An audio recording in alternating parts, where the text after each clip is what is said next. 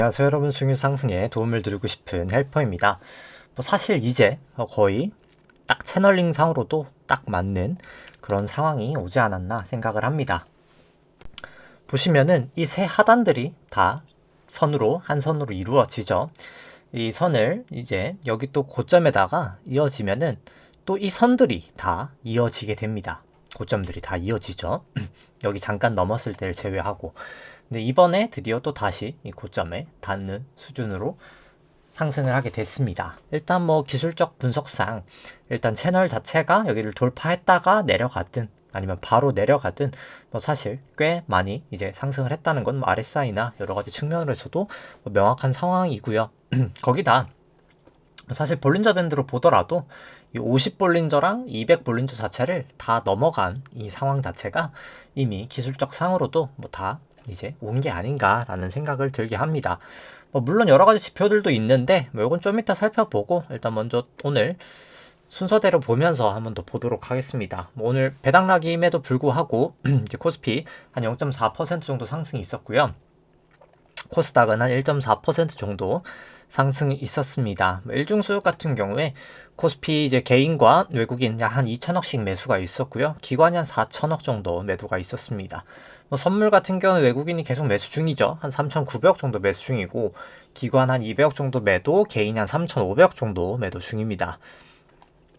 코스닥 같은 경우에는 외국인이 2,500억 정도 매수를 했고 기관과 이제 개인이 한 750억 정도씩 매도 중이고요. 뭐 누적 수급을 보면 뭐 좀 최근에 명확한데 일단 투기적 순 포지션 먼저 살펴보면은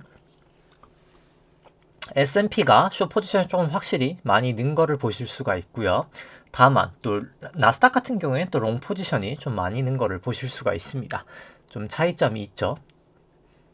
그 다음에 이제 지수 쪽 먼저 살펴보면은 코스피 뭐 특별하게 이제 좀 계속 주의할 점이 있다면 외국인이 선물 수급이 매우 강력하다는 것입니다. 뭐 거의 바닥에서부터 한 4조 바닥에서 한 5조까지 돌아섰으니까 한 9조 가량을 아주 매우 이번 반등장에 열심히 샀다라고 보실 수 있고요. 만약에 제가 여기서 선물보다 현물이 많이 매수를 하면서 올라갔던 장이면은 뭔가 제가 잘못 본 건가라고 할 수 있겠지만 선물이 올라간 장은 사실 그렇게 좋지 못합니다. 뭐 과거 같은 경우에도 이때 코로나 이후로 반등했을 때 살펴보면은 외국인이 이렇게 현물을 매도하면서 개인 같은 경우 현물을 많이 매수를 한 상황이었지만 외국인은 선물 매수로 따라가고 대신 이 선물은 만기가 지나면 다 사라지죠. 개인적으로 이게 그냥 그러다 보니까 그러고 나서 이 하락할 때 외국인은 포지션을 줄일 수가 있었죠. 지금 뭐 그런 상황이라고 생각을 합니다. 현 선물 다 매우 공격적이었으면은 뭐 얘기가 다를 수 있을 텐데 뭐 생각보다 현물은 한 11조 정도 올해 샀다. 생각보다는 많이 사지 않았다. 이 끌어올린 거에 비해서는 그렇게 보실 수 있습니다. 그 다음에 뭐 신용잔고 같은 경우에도 이제 소폭 좀 증가하는 모습을 보이고 있긴 하고요.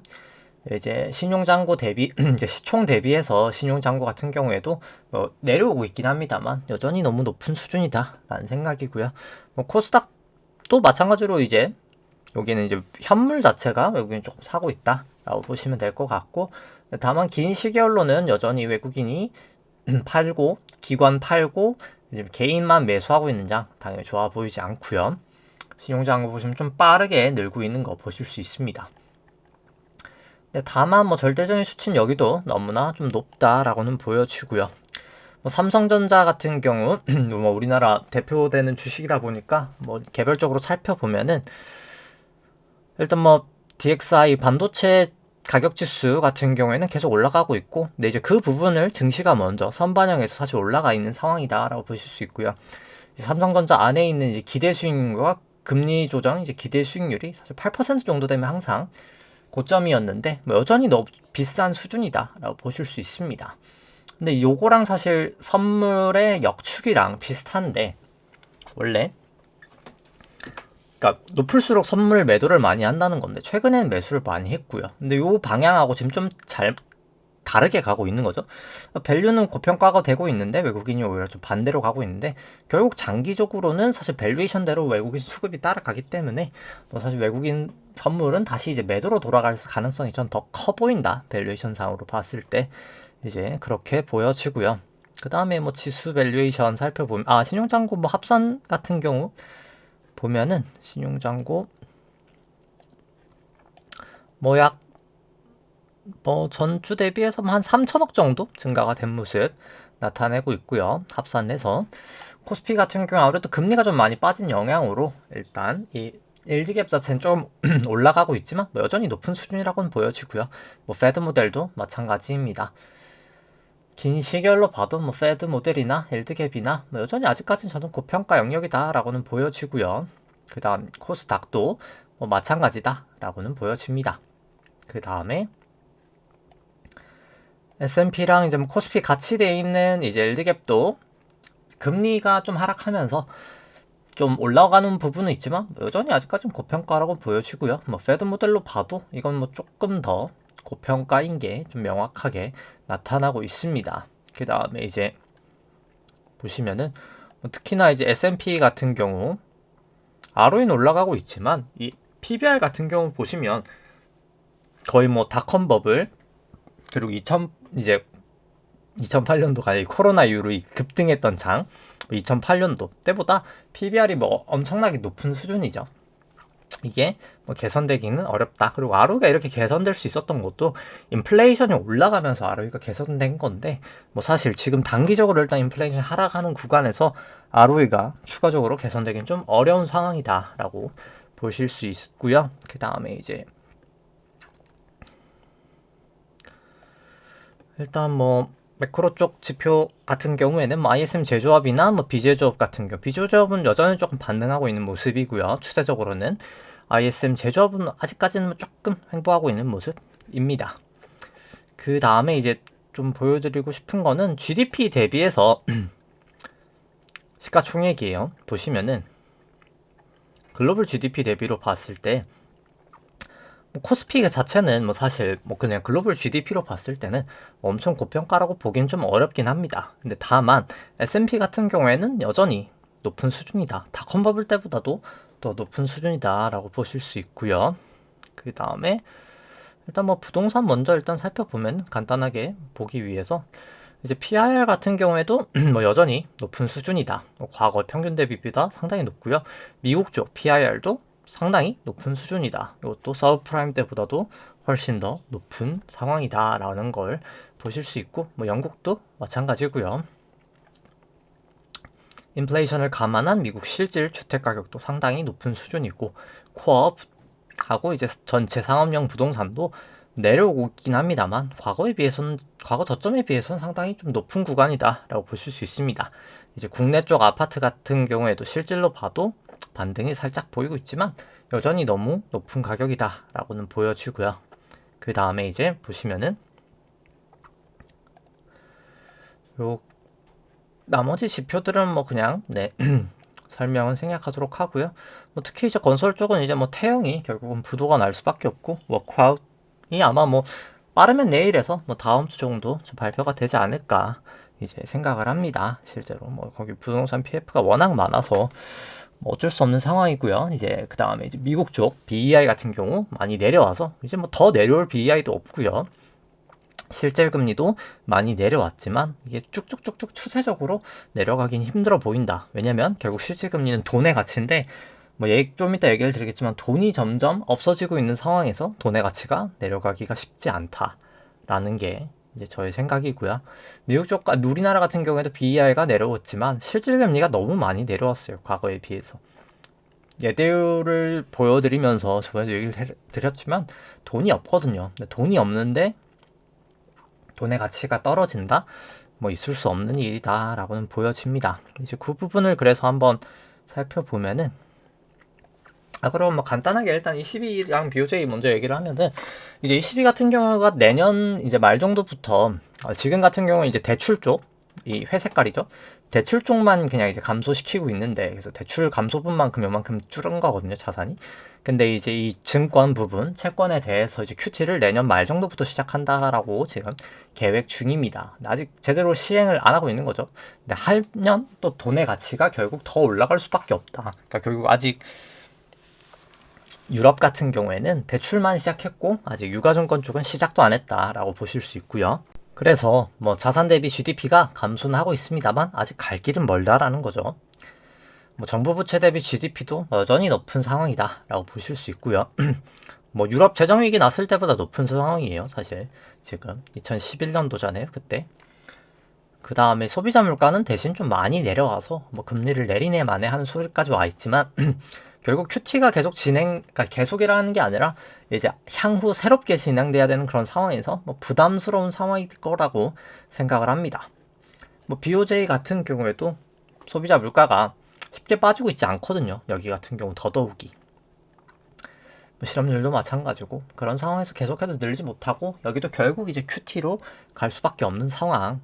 생각보다는 조금 딜레이 되고 있습니다만 뭐 결국은 갈 수밖에 없는 그런 상황이다. 가야 될 길을 결국은 가야 된다. 그리고 뭐 미국 ECI 같은 경우에도 보시면은 이 급여 쪽이 좀 쉽게 안 빠지고 있어서 이 부분도 좀 계속 좀 주의 깊게 봐야 될 그런 상황이지 않나라는 생각이고요. 그 다음에 이제 매크로 쪽에서도 일단 뭐 전주 대비해서 돈들 움직였던 거 살펴보면은 일단 지급준비금이 한 45억 달러 정도 감소가 됐습니다. 이제 TGA 같은 경우가 한 738억 달러, 뭐 그만큼 채권 발행액이나 이제 세수가 거쳤다는 말이죠.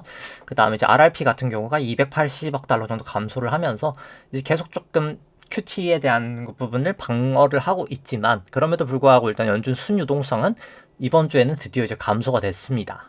한 155억 달러 정도 감소가 되었고 총 자산 감소분만큼 거의 감소가 됐어요. 한 155억 달러 정도 감소가 됐다. 그래서 최근 같은 경우에 연준 총자산은 감소가 됐지만 이 RRP 쪽에서 계속 좀 많이 버텨줬기 때문에 보시면은 RRP 쪽에서 많이 버텨줬기 때문에 사실 오히려 순유동성은 좀 증가되는 추세긴 했다. 근데 이제 향후에 계속 증가되긴 좀 어렵다라고 보시면 될 것 같고요. 뭐 BDI 같은 경우는 조금 감소를 하고 있지만 계속 좀 조심해야 될 것 같고 이제 홍해 쪽 부분 때문에 그 다음에 이제 SCFI 같은 경우 컨테이너 지수 같은 경우도 좀 반등하는 모습을 보이고 있습니다. 뭐 계속 좀 바닥권에서 올라가고 있는 거기 때문에 좀 조심히 봐야 될 것 같긴 하고요. 뭐 매번 얘기를 드리지만 이제 미국 기준금리는 지금 5.5%입니다만 이 통화량을 감안한 조정 기준금리는 지금 약 한 2.95% 정도 됩니다. 이 괴리가 여전히 우리가 가야 될 그 통화량의 긴축을 해야 될 수준이다라고 보시면 되고요. 과거 금리 인하기에도 요게 괴리가 다 메꿔진 상태에서 금리가 제대로 연착 공격을 하게 됐었습니다. 근데 지금 그렇지 못하다는 거죠. 그 다음에 보시면은 이제 뭐 가장 큰 문제가 그래서 이 승수가 높아지는 게 좀 문제긴 해요. 이게 계속 얘기를 드리지만 이 승수가 돈을 풀면서 계속 내려왔었는데 이제 올라가는 추세로 돌아섰다는 거죠. 이제 그게 좀 문제가 되고 있는 상황이고 그리고 이제 뭐 RRP 같은 경우에도 얘기를 드렸지만 이제 뭐 금리가 역전되는 그런 상황에서 RRP보다 이제 지준이 빠지는 그런 현상이 계속 나타날 수 있고 뭐 이번 주에도 지준이 하락했듯이 이 RRP 자체도 어차피 1분기 정도면 이제 슬슬 고갈될 징조가 나타난다. 왜냐면 금액 자체가 결국 한계가 있죠. 많이 감소를 했기 때문에 그런 상황이고 미국 예대율도 이제 계속해서 좀 올라가고 있는 추세긴 하고요. 최근 같은 경우는 지준 자체가 좀 들어오면서 예대율을 좀 덜 올라가게 하는 영향을 미쳤는데요. 보시면은 예금이 좀 덜 빠졌잖아요. 이제 대출도 좀 덜 나가고 이제 근데 이제 뭐 그게 좀 쉽지 않아 보일 거다. 뭐 그렇게 보시면 될 것 같고요. 뭐 그 다음에 이제 나머지는 뭐 다 생략해도 될 것 같고 보시면은 뭐 지난주 이제 금요일 또 PC 물가도 있었죠. PC는 예상치보다 낮게 나왔지만은 뭐 사실 계속 뭐 안심할 정도의 그런 수치는 아니다라고는 보여집니다. 이게. 근데 다만 뭐 사실 아까 말씀드렸듯이 ROE가 그러니까 모든 나라 증시 ROE가 사실 수요와 공급에서 수요가 더 강했기 때문에 ROE가 계속 높아질 수 있었거든요. 뭐 오랜만에 보여드립니다만 이게 결국에는 뭐 사실 모든 게 다 수요와 공급이잖아요. 근데 이제 OECD 전체 이제 소매 판매가 수요고 산업진흥 공급이라 보면은 수요가 훨씬 더 강했거든요. 최근 기준으로. 2000년도, 2008년도엔 공급이 훨씬 강해서 무너졌었고. 근데 수요가 지금 강한 상황이었기 때문에 ROE를 높일 수가 있던 거죠. 결국 가격 전가를 다 했단 말이죠. 기업들이. 근데 이제 인플레이션이 잡히는 상황에서 이게 쉽지가 않을 거고. 근데 결국 이 수요의 갭 차이도 사실 결국에 공급량이 좀 늘어줘야 이게 수요가 좀 잡히고 금리를 인상했을 때 이렇게 될 텐데 이게 공급이 사실 늘지 못하는 게 저는 가장 큰 문제의 요인이다라고 생각합니다. 그러니까 그래서 결국 약간 지금 좀 저는 이 스태그플레이션으로 가고 있다고 봅니다. 결국 공급량이 늘지 못하는 상황에서 이 수요가 급격하게 줄어드는 상황이 만약에 발생하게 되면 이게 약간 유럽처럼 나오는 거거든요. 이게 이 갭을 유지하면서 같이 빠지는 거예요. 그러니까 이렇게 되면 물가가 뭐 좀 잡힌다고 한들 완벽하게 잡히지 못하면서 이제 경기 침체가 오는 거죠. 스택이라는 거 자체가 이제 경제학에서 설명을 제대로 못 하는데 이게 합리적인 걸로 생각하면 이게 공급 쪽에 문제가 있어서 발생하는 거다라고 보시면 됩니다. 이 공급량을 늘리지 않는 거죠. 기업 자체가 이제. 근데 이제 합리적인 사람이라면 사실 그래야 되는데 뭐 경제학으로 봤을 때 뭐 그게 안 합리적으로 생각을 하는 건지 아무튼 그렇게 되는 상황이고요. 그 다음에 이제 여전히 이제 총 자산 같은 경우 여기 20%까지 내려와야 되는데 갈 길이 멀다라는 걸 나타내고 있고요. 그리고 이제 지난주에 얘기했다시피 이제 파월 같은 경우가 계속 좀 비둘기가 될 수밖에 없었던 이유는 이 SOFR하고 EFFR 금리 차이가 플러스로 나는 것 자체가 돈이 모자라다는 거거든요. 이때가 이제 SBB 있고 얼마 안 있었을 때고 이때 OBP나 차이 나잖아요. 이게 그러니까 담보금리고 무담보금리인데 담보금리가 당연히 낮아야 되잖아요. 무담보금리보다. 근데 이게 급등을 한다는 것 자체가 급전 필요하다는 사람이 많다는 거예요. 이게 돈이 그러니까 결국 금융시장에 단기 금융시장이 좀 약간 타이트해졌다라고 보시면 되는 건데 그러다 보니까 이제 좀 금융시장을 좀 파월이 계속 좀 안정을 시키려고 하는 그런 상황이다라고 보시면 됩니다. 이제 그만큼 사실 금융시장이 좀 불안해졌다라고 보는 게 저는 더 정확하다라고 보여지고요. 뭐 통화량 대비로 사실 오늘은 살펴보면은 일단 뭐 S&P 대비 미국 주택가격 지수 보면 뭐 주택가격 지수로도 뭐 사실 S&P 여전히 고평가 구간이다라고 보실 수 있습니다. 닷컴 버블 이상으로 지금 고평가 구간이다라고 보실 수 있고요. 윌시어 5000 대비해서 GDP, 뭐 버핏 지수라고도 하죠. 여전히 너무나 고평가다라고 보여지죠. 2000년 닷컴 버블 때보다도 높은 수준이고요. 통화량 대비해서 윌시어 5000, 뭐 미국의 모든 기업이 거의 있다고 해도 과언이 아닌 윌시어 5000, 닷컴 버블까지는 아니지만 지금 그 닷컴 버블 제외하고는 2008년 서브프라임보다도 높은 최고치를 기록했다라고 보시면 됩니다. 근데 향후에 또 M2까지 감소하면 더 높아질 수밖에 없겠죠. 현재 주가가 유지된다고만 쳐도 그런 상황이고 나스닥도 마찬가지로 2000년 닷컴 버블 이후로는 과거 이제 고점 수준까지 와버린 상태. 나스닥 종합이거든요, 이거는. 그렇게 된 거고 S&P도 마찬가지로 여기는 과거보다 지금 더 높아졌다. 왜냐면 M2가 감소했기 때문에 이제 닷컴 버블 이후로 최고치를 지금 기록했다라는 사실을 보여줍니다. 과연 이번에는 다를까? 이번에는 다를까? 다르지 않다는 걸 결국 증시들이 보여줬었거든요. 결국은 다 무너졌습니다. 이렇게 높아진 상황에서. 근데 이번에는 도대체 무슨 힘으로 갈 수 있을까? 그러니까 결국 통화량의 힘으로 그러니까 결국은 모든 증시가 결국 돈의 힘으로 가는 거잖아요. 누군가가 사줘야 갈 수 있는데 이 통화량이 이제 없는 상황에서 과연 누가 사줄 수 있을 것인가? 이제 QT가 다 진행이 되고 있는데 지금까지는 열심히 사줬다고 칩시다. 왜냐면 순유동성 그래도 증가를 했었잖아요. 최근까지 이렇게 증가를 했으니까 뭐 최근의 반등은 이제 순유동성의 힘으로 샀다 치지만 앞으로는 이게 내려갈 텐데 GDP 대비로 치면은 한 15% 여기까지 내려와야 되거든요. 과연 이때는 누가 사줄 것인가가 되는 거죠. 이제 쉽지 않은 상황이다 라고 보여주고 그 다음에 이제 국내 쪽 같은 경우가 뭐 사실 이 유동성 관점에서는 전 더 심각하다고 보여집니다. 이제 우리나라 한국은행 자산하고 부채 계정에 대해서는 좀 관심이 없는 경우가 많은데 뭐 이제 예전 지난주인가 지난주에도 얘기를 했다시피 보시면은 이 한국은행 계정 같은 경우가 대부분 외화 자산이에요. 외화 자산.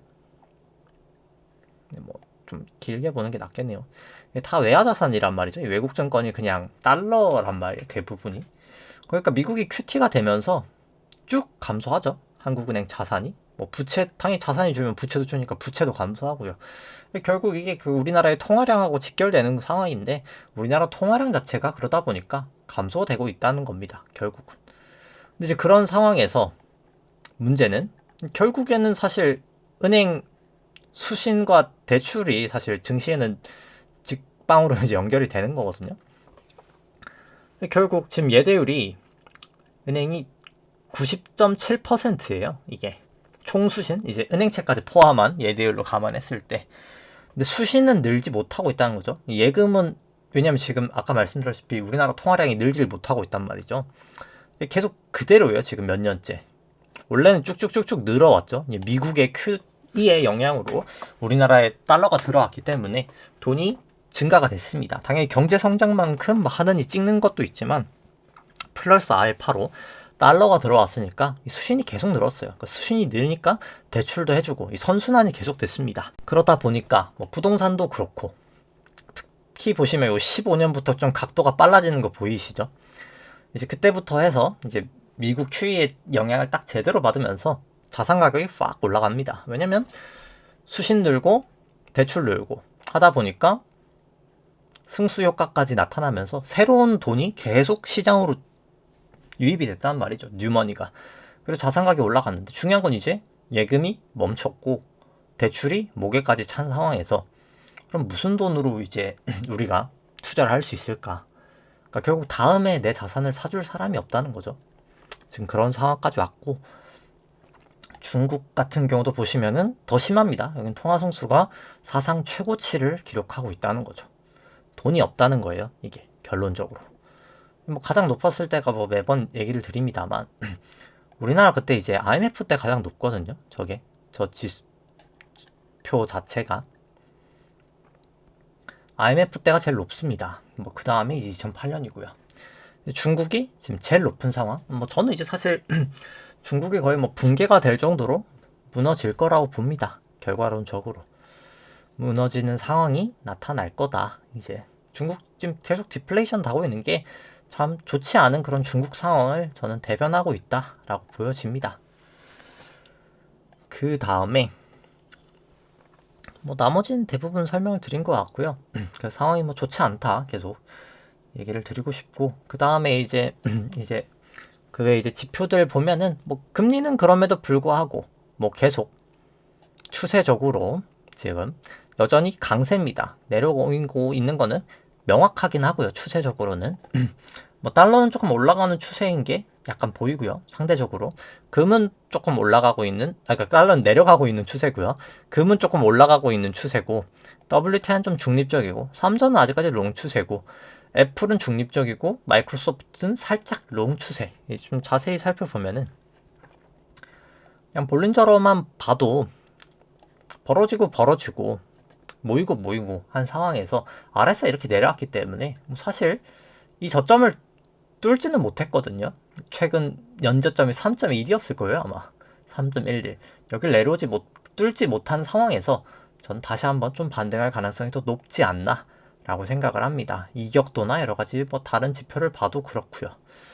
뭐 다시 이제 좀 반등할 때가 좀 되지 않았나 생각은 들고 뭐 미국채도 우리나라 국고 10년도 마찬가지입니다. 뭐 RSI를 보나 뭐 뭐로 보나 조금 과열이었다라고는 보여주고요.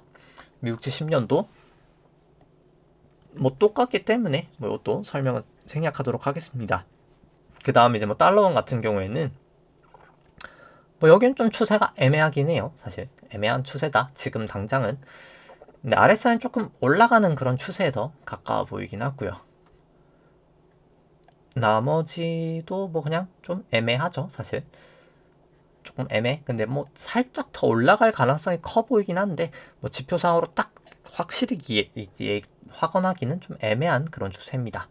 뭐 금 같은 경우에는 올라올 만큼 올라와서 사실 이제 반등을 보일 만큼 200일도 이렇게 벌어지고 모이고 벌어지고 그래서 좀 그런 상황이고 RSI도 뭐 좀 내려가는 추세에 더 가깝지 않나 이제 그런 모습이고 뭐 WTI 같은 경우에 보시면은 여긴 좀 애매하죠. 여긴 좀 애매하다 이제. 근데 좀 올라가고 있는 추세긴 해요. 사실 RSI로도 그렇고. 근데 추세는 올라가고 있는데 볼린저로 봤을 땐 좀 애매하고 다만 이제 다른 지표들은 조금 반등하고 있는 그런 모습을 나타내고 있습니다.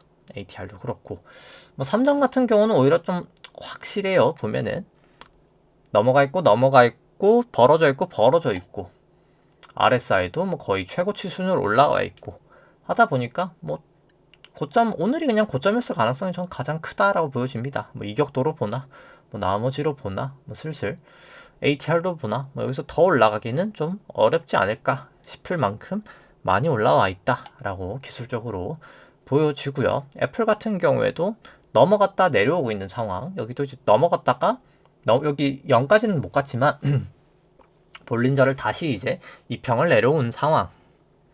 RSI도 내려가고 있는 상황. OBB도 밑으로 이제 뚫릴 것 같은 그런 상황을 봤을 때 슬슬 고점을 친 게 아닌가 이제 그렇게 보여지고요. 뭐 마이크로소프트도 뭐 똑같은 모습입니다.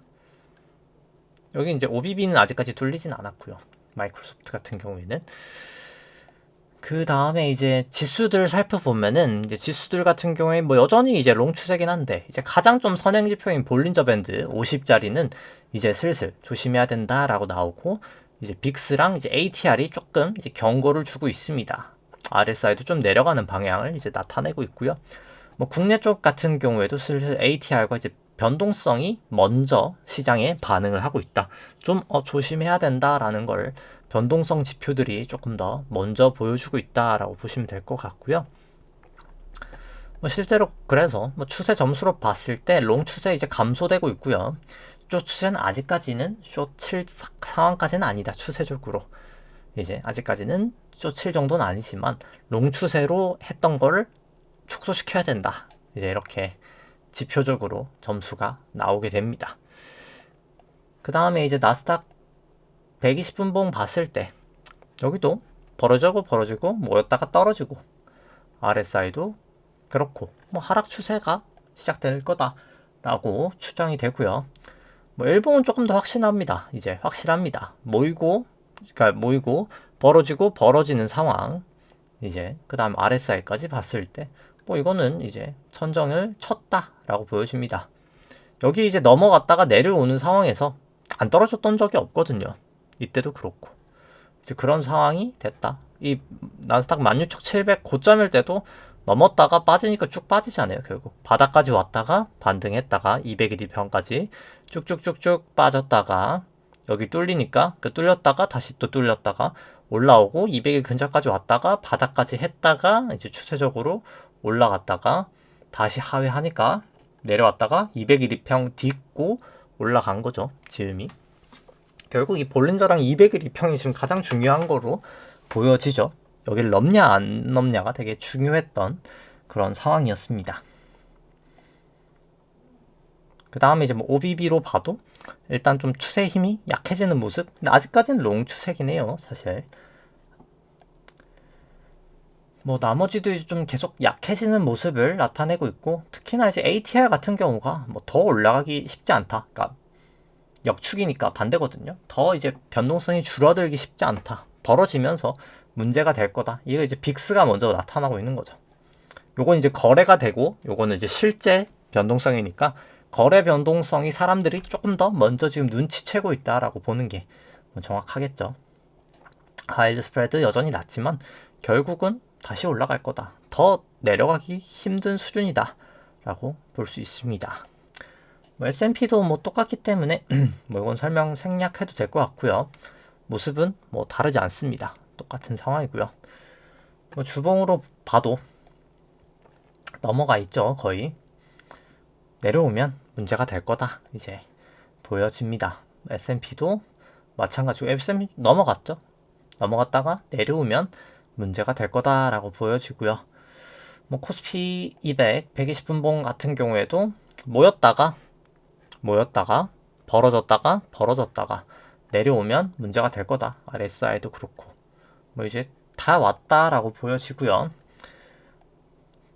코스닥 같은 경우에도 마찬가지입니다. 다 왔다라고 보여집니다. 최근 고점이 여기가 최근 고점이지 않았을까라고 보여지고요. 코스피 200 일봉상으로도 왔고 200일 이제 오늘 다 왔죠. 오늘 다 왔고 벌어졌고 다 벌어지고 다 모이고 RSI 이제 70 넘었고 뭐 저는 매우 높은 확률로 오늘이 고점이었을 확률이 제일 높지 않을까. ATR도 그렇고 좀 그렇게 보여집니다. 이제 V 코스피 변동성 이제 다시 좀 확대되는 구간이다 라고 보여지고요. 뭐 코스닥 150 같은 경우에도 모였다가 내려가고 벌어지고 그런 상황이다 이제 보여집니다. 그 다음에 이제 코스피 뭐 주봉도 넘어갔다가 이제 내려오면 무너질 거라고 보여지고요. 주봉상으로도 여기 넘어갔다가 내려오고 있죠. 이미 그런 상황이다 라고 보여집니다. 그래서 뭐 결국 그냥 결론적으로 이제 요걸로만 봤을 때는 아직 뭐 추세가 무너진 거는 아니에요. 그냥 이제 지금은 그냥 고점이 예상된다 요 정도고 이제 숏 추세가 시작될 때 이제 그때 이제 숏 포지션을 가면 되고 이제는 이제 롱 포지션을 줄일 때라고 이제 정확하게 이제 생각하시면 되겠죠. 롱 포지션을 줄일 때, 숏 포지션을 준비할 때 이제 그 정도의 시점이다라고 볼 수 있을 것 같습니다. 그래서 뭐 차트를 보면은 아까 말씀드렸다시피 채널 다 왔었죠. 채널 다 왔기 때문에 이게 A고 B고 그 다음 1, 2, 3, 4, 5로 5가 나오면서 C가 오늘 완성된 게 아닌가 라고 생각을 하고요. 뭐 주봉은 생략해도 될 것 같고 뭐 코스닥 같은 경우에도 마찬가지입니다. 결국 이 120분봉과 200일이 몰려있는 이때가 결국 내려가는 게 이제 1, 2, 3, 4, 5로 한 파가 내려갔고 코스닥은 좀 코스피랑 다르죠. 이 다음에 이게 A, B, C로 올라가고 내려가는 그런 모습이 나타나지 않을까. 코스닥이 조금 더 많이 내려가겠죠. 그러니까 조금 더 추세가 한 템포 빠르기도 하고요. 그 다음에 이제 S&P 같은 경우에는 추세선을 그어보면은 뭐 그냥 결국 지난 추세까지 살펴보면은 여기가 이제 A, B, C, 그러니까 1, 2, 3, 4, 5로 큰 A가 떨어졌던 거고 여기가 이제 A, 그 다음에 B, 1, 2, 3, 4, 5로 C까지도 왔는데 여기도 이제 추세선을 그어보면은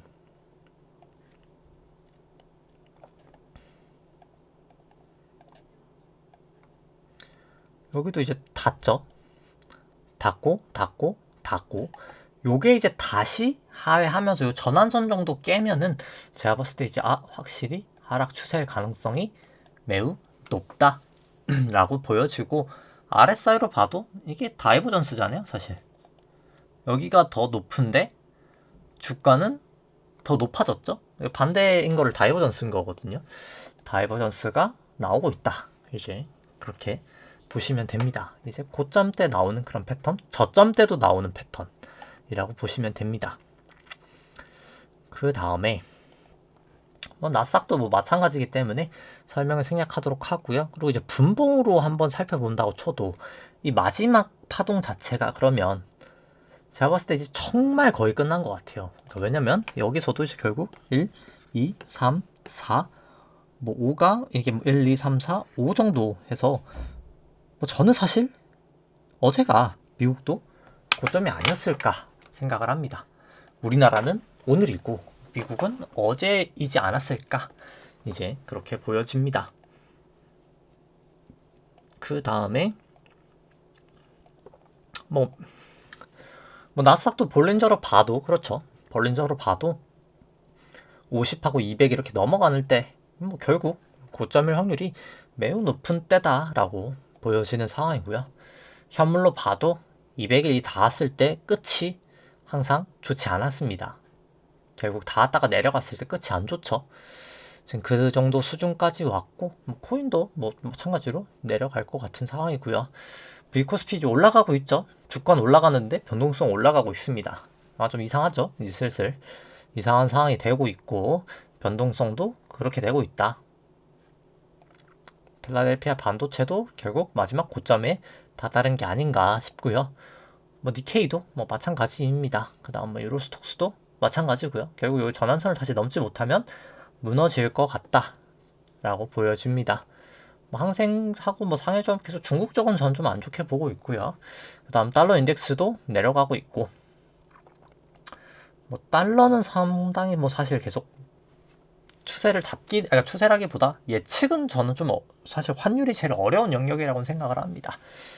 근데 이제 약달러가 되면은 뭐 사실 더 문제라고는 생각을 해요. 저는 이제 경제상으로. 그러니까 왜냐면 미국이 인플레이션을 잡을 수 있었던 이유는 지금까지 강달러의 힘이었거든요. 근데 사실 달러가 약해진다는 거는 이제 인플레이션의 이제 망령이 다시 돌아올 수 있다는 걸 나타내서 뭐 사실 그냥 인플레이션만 봤을 때는 강달러가 낫다라고 봅니다. 잡으려면은. 근데 이제 좀 참 이게 모순적인 거죠. 이게 뭐도 이래도 문제 저래도 문제라는 저는 좀 그런 상황이라고 지금 보여지긴 합니다. 이제 달러원 같은 경우에도 추세적으로는 무너졌고요. 여기 후행 스팬이 이제 역전이 되냐 마냐 이제 그 정도입니다. 이제 근데 이제 위험 회피가 나면서 올라가느냐 마냐 이제 뭐 그 정도 상황인 것 같고요. 근데 사실 환율은 항상 좀 어려운 영역이라고 생각하고요. 제가 봤을 때 WTI는 이제 기준선 위로 다시 올라가서 이제 후행 스팬이 이제 돌파가 되냐 마느냐 이제 그런 영역이라고 생각하고, 뭐 금도 여기서 이제 인데 여기는 일단 좀 역전이 돼 있어서 뭐 저는 좀 금은 한번 좀 빠졌다 이제 가지 않을까. 왜냐면 이제 금리가 저는 바닥에 왔다고 보거든요. 그러니까 여기 이제 저점이 뚫리냐 마냐의 문제인데 뚫리지 않는다라고 하면은 다시 한번 리바운드 할 가능성이 저는 좀 크다라고 봅니다. 아까 말씀드렸다시피 돈이 없거든요. 돈이 없는데 돈의 가치가 내려간다라는 현상이 계속 이렇게 지속되는 게 좀 쉽지 않을 거다라고 봅니다.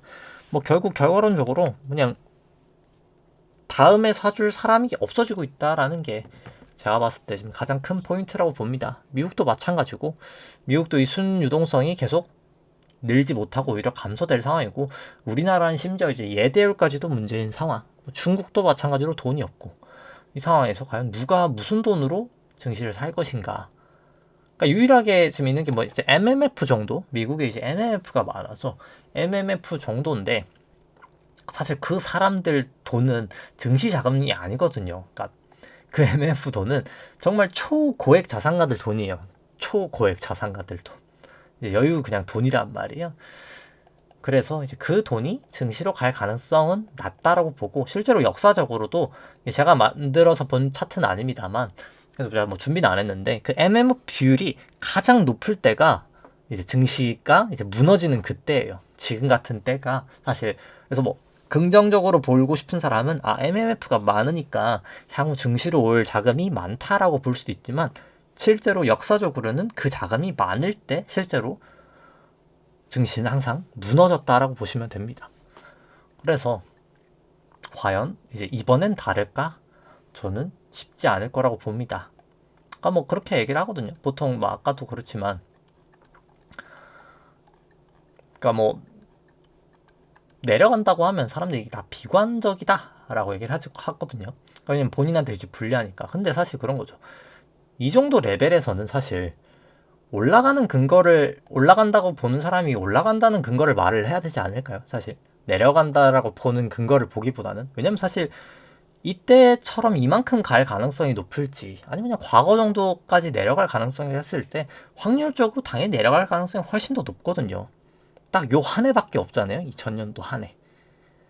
과연 요때만의 가능성에 내가 베팅을 할 것인가, 아니면 훨씬 더 많은 기간의 가능성에 베팅을 할 것인가 했을 때 올라간다라고 볼 거면 사실 올라가는 명확한 이유가 뭔가 있어야 될 텐데, 제가 봤을 때 그런 게 별로 없어 보인다라고 생각을 하는 거죠.